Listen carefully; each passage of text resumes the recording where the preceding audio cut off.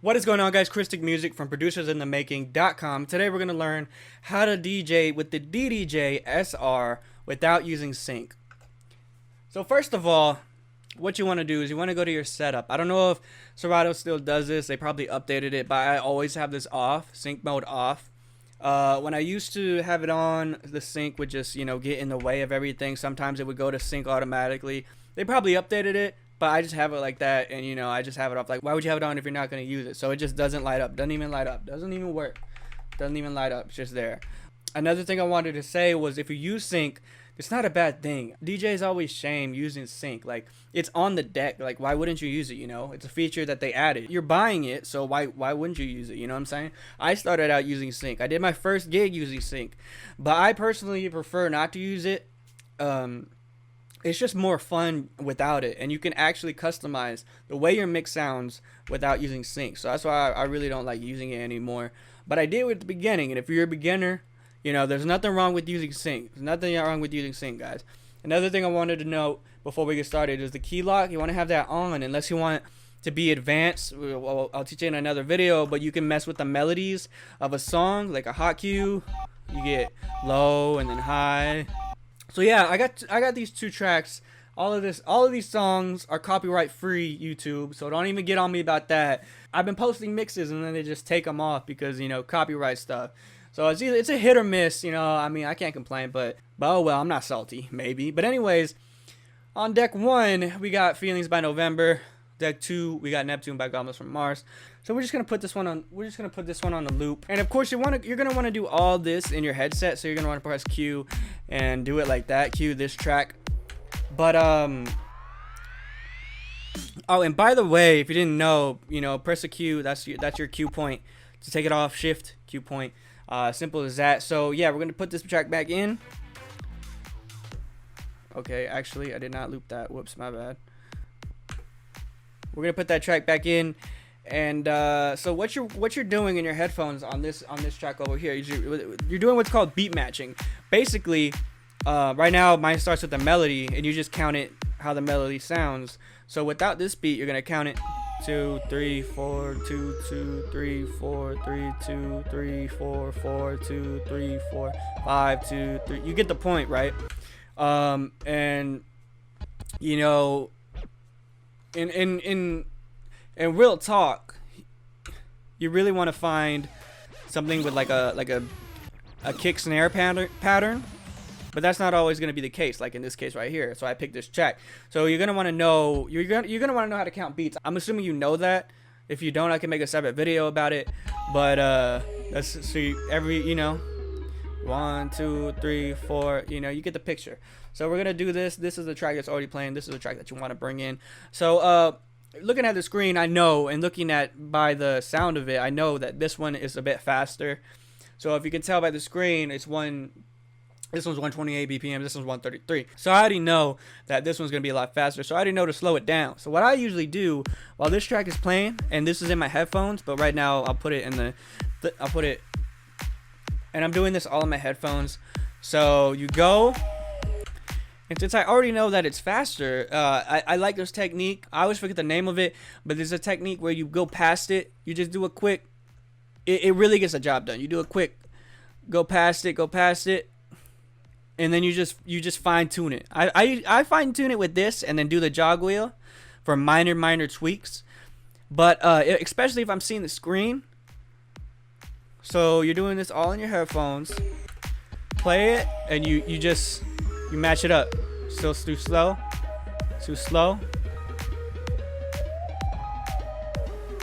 And it's around there. Then you just fine tune it.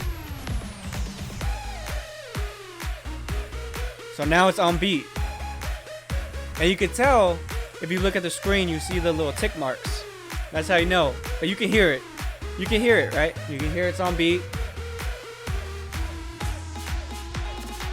And this is on a loop, remember. Just for the sake of the video, the beat matching part. But this song would be playing continuously. So that's the beat matching aspect of it. That's how you beat match. This is in your headphones. So that's how you beat match.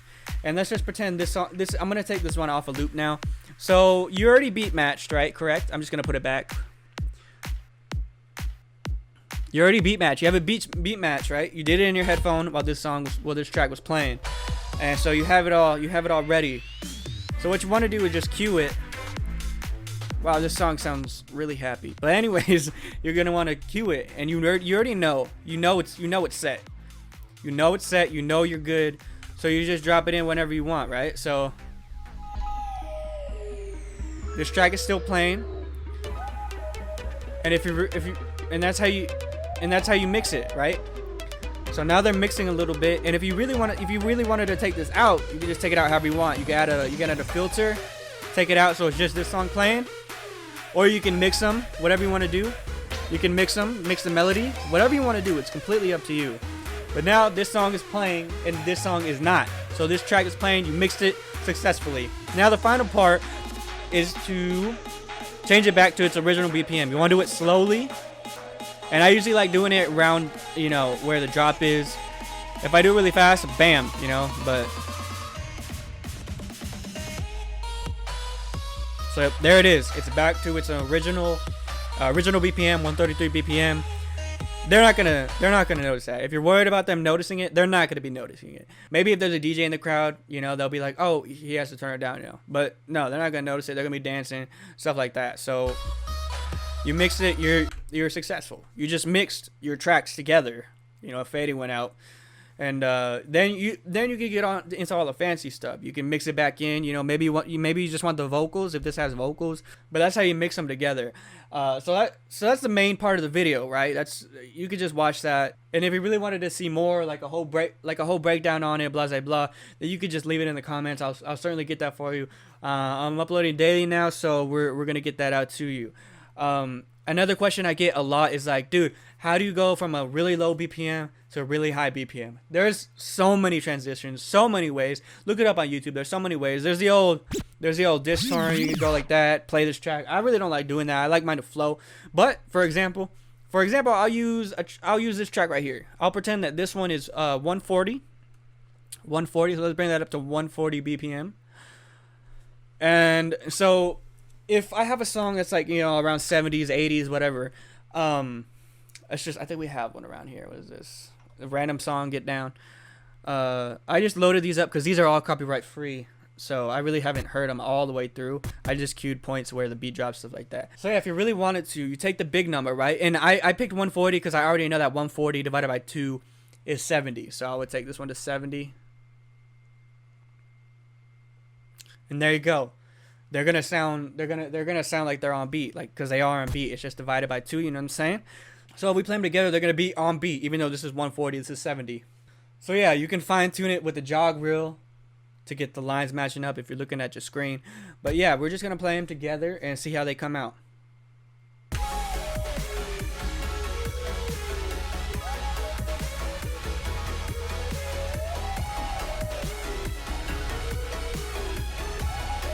So you see, it sounds like they're together. They're on the beat.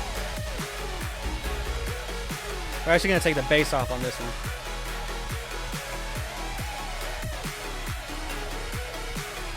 But you hear it, right? They sound on beat together.